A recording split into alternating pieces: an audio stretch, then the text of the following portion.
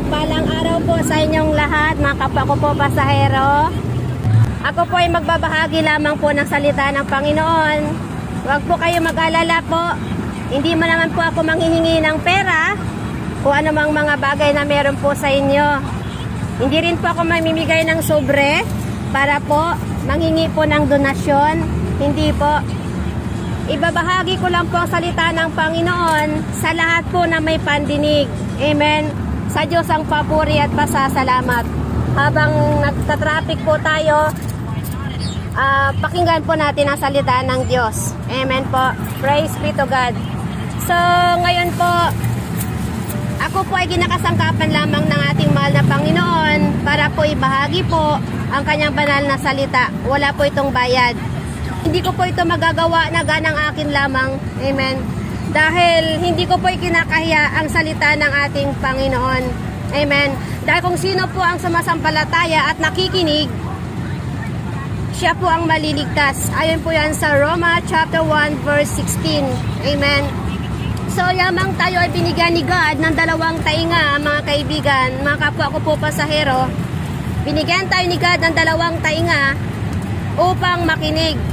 Amen po. So, sa Diyos ang papuri at pasasalamat. Sa araw na ito, nagbabiyahe po tayo, wala tayong karamdaman. Sa Diyos ang papuri at pasasalamat. Amen po. Dahil sa habag at awa ng Panginoon, binigyan niya po tayo ng pagkakataon sa araw na ito para bigyan ng kalakasan ng pangangatawan. Amen. Alam niyo po, yung iba po sa atin, sa araw na ito wala na po sila. Nilisan na po nila ang mundo. Amen. So tayo ngayon, binigyan ng Lord ng pagkakataon. No? I hope and pray po, isa puso, isa buhay po ninyo ang salita ng Panginoon. Dahil ang araw na ito, mga kaibigan, mga kapwa ko po pasahero, ang araw na ito ay araw ng ating kaligtasan. We cannot promise tomorrow kung tayo po ay kahabagan ng Panginoon na mabuhay po. Dahil sa bawat pitig po ng orasan, mga kapwa ko po pasahero, may binabawian po ng buhay. Amen po. Sa bawat pitik ng orasan, hindi po isa, dalawa, tatlo, marami po ang namamatay sa buong mundo, kaibigan. Mapalad po tayo, no? Nabinigyan tayo ni God ng pagkakataon. Hindi pa po huli ang lahat para po pagsisihan po natin ang ating mga kasalanan. Dahil tayo pong mga tao, makasalanan po tayo. Wala pong matuwid kahit isa. Ayon po sa salita ng Diyos. Roma chapter 3 verse 23, ang sabi po sa banal na kasulatan, ang lahat po ay nagkasala. Wala ni isa man po sa atin ang nakaabot sa kaluwalhatian ng Diyos. Amen. So, dahil nga tayo ay makasalanan, ang sabi po sa Gawa chapter 3 verse 19, magsisi kayo at magbalik loob sa Diyos upang patawarin ang inyong mga kasalanan. Amen. Hallelujah. Mahal na mahal po tayo ng Panginoon. Nakarating po sa inyo ngayon ang magandang balita patungkol po sa kaligtasan. Amen. Mahal na mahal po tayo ng Panginoon. Nasusulat po sa John chapter 3 verse 16, sapagkat gayon na lamang ang pag-ibig ng Diyos sa buong sangkatauhan, kaya't ibinigay niya ang kanyang kaisa-isang anak upang ang sinuman po ang sumampalataya ay hindi po mapapahamak, kundi po magkaroon ng buhay na walang hanggan. Amen. Ganon tayo kamahal ng Diyos. Kaya sumampalataya po tayo sa anak ng Diyos. Walang iba po kundi po si Jesus Christ. Amen. Walang ibang anak kundi po si Jesus lamang. Si Jesus po, wala po siyang kasalanan, pero siya po ang pinarusahan ng Diyos Ama. Nagbuwis buhay po ang Panginoon para po sa sangkatauhan, sa kasalanan ng mga tao. Ang Panginoong Hesus po ay pinako sa krus upang tayo po ay maligtas sa kaparusahan ng Diyos Ama. Alam niyo po, mga kapwa ko po pasahero, deserve po natin ang impyerno. Deserve po talaga natin yon. Amen po. Dahil tayo ang nagkasala, si Jesus hindi nagkasala.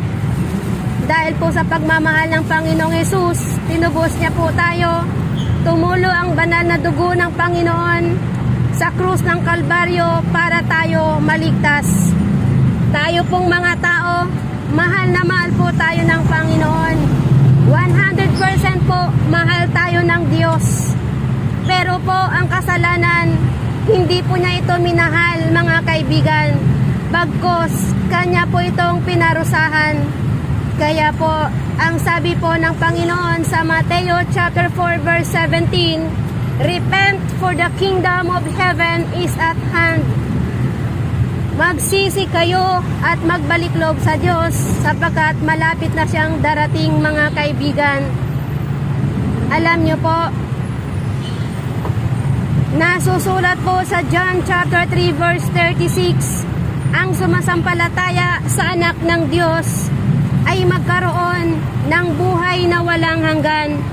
Ngunit po, ang ayaw po sumunod ay mananatili po sa kanya ang galit ng Diyos. Mga kaibigan, walang ibang pangalan po sa silong ng langit na ipinagkaloob ng Diyos Ama upang tayo po ay maligtas, kundi po sa pangalan lamang ng ating Panginoong Hesukristo na namatay po sa krus. Kaya mga kaibigan, sumagot si Jesus sa John chapter 14 verse 6, ako ang daan, ang katotohanan at ang buhay. Jesus is the way, the truth, and the life. No one comes to the Father except through Him, kaibigan. Walang ibang Panginoon kundi po si Jesus Christ, mga kaibigan. Ayon po nakasulat sa Isaiah chapter 9 verse 6, si Jesus ang kahangahangang tagapayo. Si Jesus ang makapangyarihang Diyos.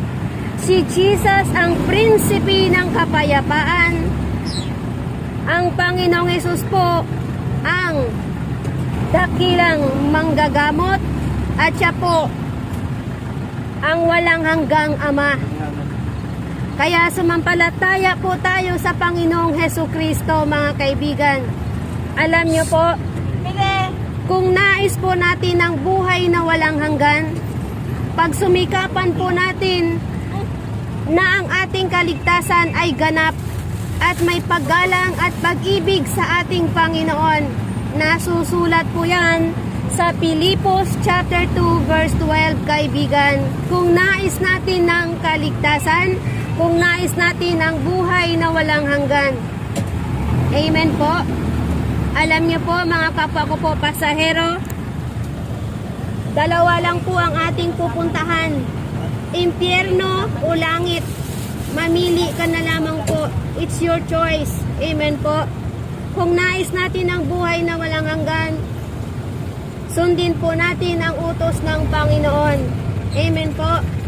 Sumagot po si Jesus sa John 14 verse 15, kung iniibig ninyo ako, tutuparin ninyo ang aking mga utos. Iyon ang sabi ng Panginoong Hesus. Ako lamang po, mga kapwa ko po pasahero, ay kinakasangkapan lamang ng mahal na Panginoon upang makarating po sa inyo ang kanyang banal na salita. Today is our salvation. Amen. We cannot promise tomorrow. Amen po. Na tayo po kabagan pa ba ng Panginoon. Kaya sabi ni God, tayo makasalanan, sabi niya po sa Ezekiel chapter 33 verse 11, hindi po siya nasisiyahan sa mga tao pong makasalanan na mamamatay sa kanilang kasamaan. Sabi niya, magbagong buhay kayo. Amen. Mahal na mahal ko kayo, mga anak ko. Magbagong buhay kayo. Ayaw po mapunta kayo sa impyerno. Alam nyo po, ang buhay natin dito sa mundong ito, temporary lang po. Temporary lang po. Nasusulat po. Santiago chapter 4 verse 14, ang buhay natin ay parang usok lamang na biglang lumitaw, pagkatapos nun ay nawawala. Amen po. So sabi nga rin po, nasusulat po sa banal na kasulatang ito mga kaibigan, sa Isaiah chapter 40 verse 6 hanggang 8, ang buhay natin ay katulad lamang po ng damo na natutuyo. Katulad lang po ng bulaklak sa parang na nalalanta. Ngunit po, ang salita ng Diyos ay mananatili magpakailanman. Magunaw man ang mundo, mananatili pa rin ang salita ng Diyos, kaibigan. So, mga kaibigan, sa Diyos ang papuri at pasasalamat. Amen po. Tayo po ay binigyan ng pagkakataon upang magsisi sa ating mga kasalanan. Mahal na mahal po tayo ng Panginoon. Kung mahal po natin ang kaluluwa natin, pakakainin po natin ito ng salita ng Diyos. Dahil nasusulat sa Mateo chapter 4 verse 4, hindi lamang po nabubuhay ang tao sa tinapay o sa pisikal na pagkain, kundi po sa salita ng Diyos na namumutawi sa kanyang bibig. Amen po.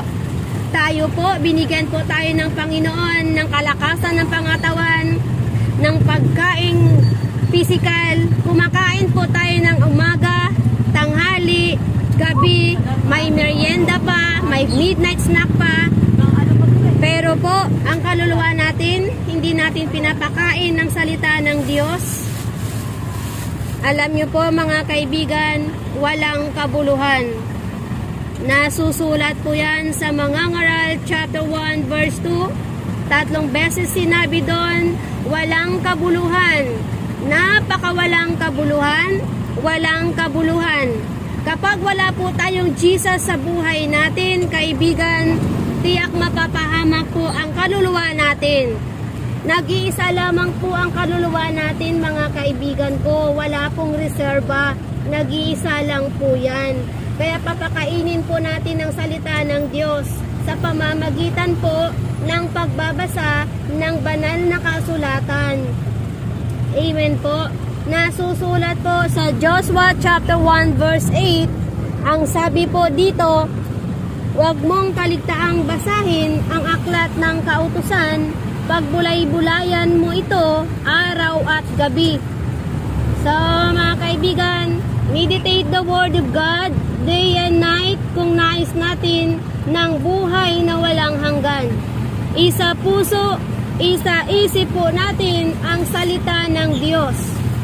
Alam niyo po, nasusulat John chapter 12 verse 48, merong hahatol sa sinuman pong nagbaliwala sa salita ng Panginoon. Ang sabi ni Jesus, ang aral at ang ipinapangaral ko, yan din po ang hahatol sa taong ayaw makinig, ayaw sumampalataya, binabaliwala ang kanyang salita. Yan din po ang hahatol pagdating ng paghuhukom. Amen po. Alam niyo po mga kaibigan, mapalad po ang nakikinig at nagsasabuhay ng salita ng Panginoon. Amen po. Hallelujah. Temporary lang po tayo dito sa mundong ibabaw na ito. Estranghero lang po tayo sa mundong ito. Nais po ng Panginoon na tayo po ay makapiling niya sa kanyang kaharian someday. Amen po. So, wag po tayong mananatili sa kasalanan. Dahil nasusulat po, kapag tayo po ay mananatili sa kasalanan, nasusulat sa Roma chapter 6 verse 23, ang kabayaran ng kasalanan ay kamatayan. Ngunit, ang libreng kaloob ng Diyos ay buhay na walang hanggan. Amen po. Hallelujah. Kaya mga kapatid, mga kaibigan ko, huwag po tayo magpatuloy sa pagkakasala. Work out your own salvation. Amen po.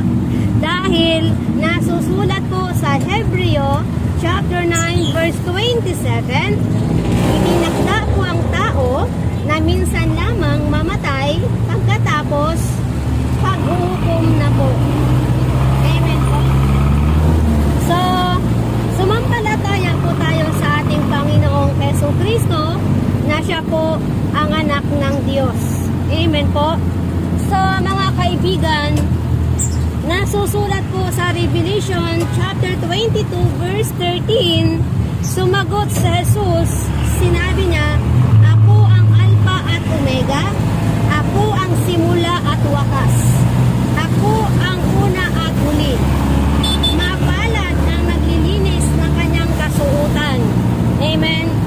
Dahil sapagkat bibigyan po siya ng karapatang kumain ng bunga ng punong kahoy na nagbibigay buhay. Amen po. Kaya kung nais natin makamtan ang buhay na walang hanggan, pagsisihan po natin ang ating mga kasalanan. Amen po. Alam niyo po, wala po tayong maitatago sa Diyos. 24 oras po nakatingin ang Panginoon sa atin. Wala tayong maitatago, kaibigan. Kung ano man po ang laman ng puso natin, ano man po ang laman ng iniisip natin, hayag po yan sa paningin ng ating Panginoon. Alam ni God kung sino ang nakikinig sa jeep na ito ng kanyang salita. Ako lamang po ay ginagawang mouthpiece ng Panginoon para po makarating sa bawat tainga ang kanyang banal na salita. Ang salita po ng Panginoon ay makapangyarihan sa lahat, kaibigan. Sumampalataya po tayo sa Panginoon. Bigyan po natin pansin ang salita ng Diyos. Amen po. Alam niyo po, nasusulat po sa unang Korinto chapter 6 verse 9, ang mga makasalanan ay walang bahagi sa kaharian ng Diyos. Kaya ang mga nagsisinungaling, ang mga magnanakaw, ang mga nakikiapid, ang mga sumasamba sa mga Diyos-Diyusan na gawa ng kamay ng tao, yung pag-iidolo sa mga taong may kamatayan, ang mga nanlalait, kaibigan, ay walang bahagi sa kaharian ng Diyos. Ang mga naglalasing, ang mga nagmumura, ang lahat po ng mga karumal-dumal po na gawain, wala pong bahagi sa kaharian ng Diyos. Kaya sabi ni God, magsisi kayo at magbalik loob sa Diyos. Amen po. Magsisi po tayo ng tao sa puso, mga kaibigan, bago mahuli ang lahat. Amen po. Alam niyo po, mga kaibigan, malapit na pong darating ang ating mahal na Panginoon. We are living in the last days na po. Amen po. Kaya, magbagong buhay na po tayo. Amen po. Ang sabi po ng mahal na Panginoon, mga kaibigan, nasusulat po sa mga ngaral, chapter 12, verse 13, na sabi po niya, matakot ka sa Diyos, sundin mo ang kanyang utos. Amen? Yan po ang buong katungkulan natin sa Panginoon. Ang sumunod sa kanyang utos. Amen? Hallelujah. So, magkaroon po tayo ng banal na takot sa Panginoon. Dahil isang pitik lang po tayo, impyerno na po ang pupuntahan ng kaluluwa natin. Amen po. Tayong tao, tayong lahat ay mamamatay. Galing po tayo sa alabok, babalik po tayo sa alabok. Pero po, ang kaluluwa po natin ay buhay po yan. No? Pag tayo po namatay, ihiwalay na po ang ating kaluluwa. Amen. Hawak na po yan ng Panginoon. Hindi na po yan makabalik dito sa mundong ito. Amen. Take note. Hindi na po babalik ang kaluluwa ng tao sa mundo. Hawak na po yan ng Panginoon. Amen po. Dahil ang sabi nga po, itinakda ng Diyos ang tao na minsan lang mamatay, pagkatapos paghuhukom na. Amen po. Kaya pagsikapan po natin ang ating kaligtasan, mga kaibigan.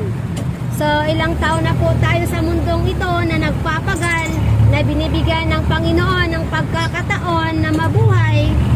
I hope and pray po na binasa nyo po ang kanyang love letter.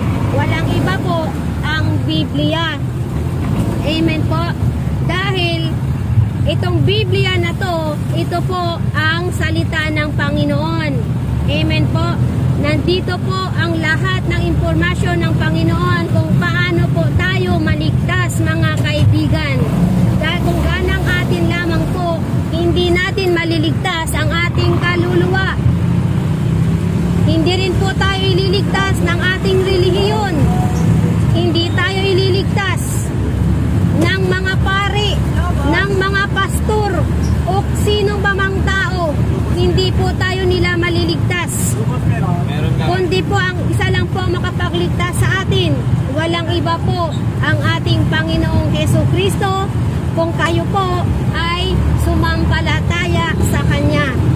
So sabi nga ng Panginoon, I tell you the truth. Ang sabi ng Panginoon, verily, verily, I say unto you, no one comes to the kingdom of heaven unless you must be born again. Amen po. Ang born again po ay hindi po yan relihiyon. Yan po ay binago ng Panginoon, nakipag-isa po sa ating Panginoon, tinakwil ang kasalanan at nagbagong buhay. Amen po. So, kailangan po natin magbagong buhay. Tanggapin po natin si Jesus.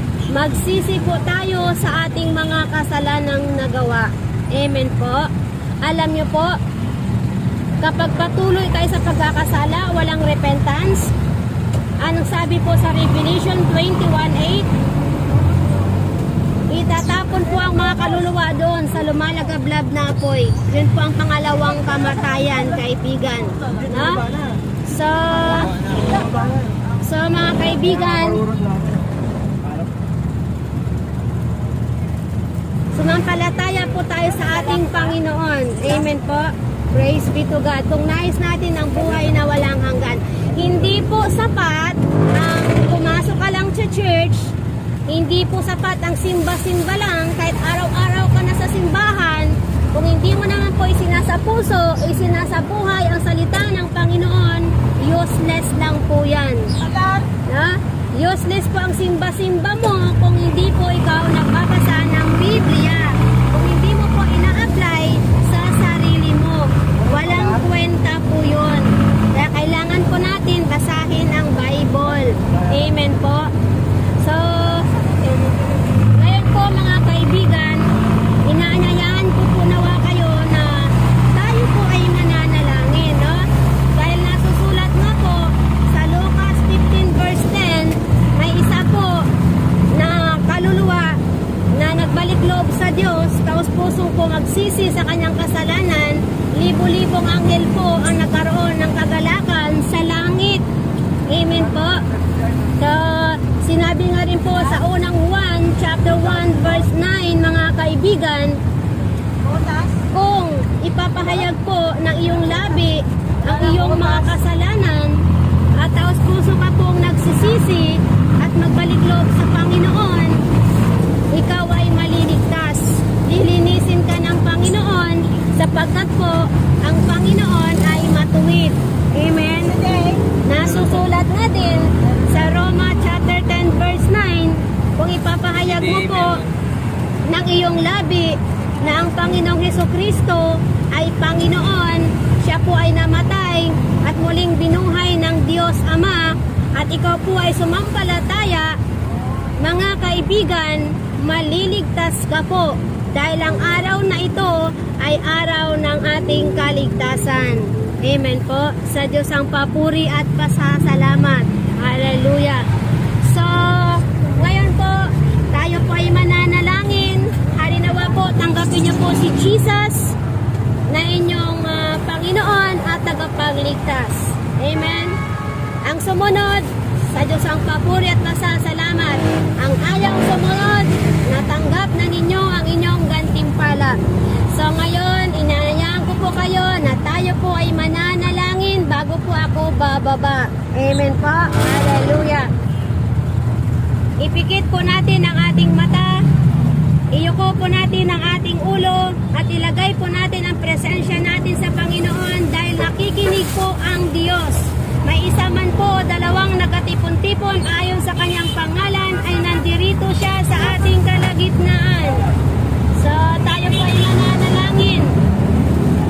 Ama naming makapangyarihan sa lahat, Panginoon ng langit at lupa. Maraming salamat po Panginoon sa araw na ito na inyo po kaming iningatan sa aming biyahe na ito, Ama. Maraming salamat po. Panginoong Hesus, ako po ay naniniwala sa iyong banal na salita. Panginoong Hesus, inihiling ko po na ako po ay mapatawad sa aking mga kasalanang nagawa. Inaamin ko po, nagkasala ako sa isip, sa salita at sa gawa. Simula nung ako'y bata, patawarin mo ako, Panginoon. Nagsisisi ako sa aking mga kasalanan. Panginoong Hesus, ako po ay sumasampalataya sa iyo. Ikaw ang Panginoon, ikaw ang tagapagligtas. Panginoong Hesus, dalangin ko po na maisulat po nawa ang aking pangalan sa aklat ng buhay.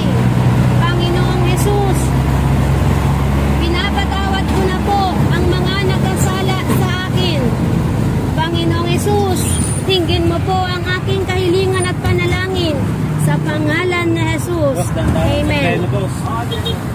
Ngayon po, ako na lamang po ang mananalangin sa bawat isa po sa atin.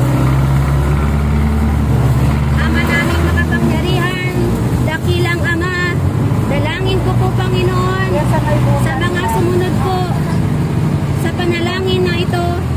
Ingatan niyo po ang bawat isa sa kanila. Isulat mo po nawa ang kanilang pangalan sa aklat ng buhay nang hindi na po mabubura kahit kailanman. Ama naming dakila, dalangin ko po sa pangalan ni Jesus. I speak blessing sa bawat isa po sa amin. I speak healing sa bawat isa po na pasahero na nandito po sa sasakyan na ito. Panginoon, sa pangalan ni Jesus, ingatan niyo po ang bawat isa sa amin, Panginoon. Balutan mo po na yung banal na dugo ang bawat isa sa amin, Panginoon. Sa pangalan ni Jesus, patawarin mo ang lahat na nagkasala, Panginoon. Sa pangalan ni Jesus, nawa ang bawat isa ay magrema po sa puso't isipan nila ang iyong banal na salita. Sa pangalan ni Jesus, ito po ang aking dalangin. Akin pong itinataas at ibinabalik sa mataas na papuri at pasasalamat sa pangalan ni Jesus. Amen. Hallelujah. Purihin ang Diyos. So maraming salamat po sa inyong pakikinig sa banal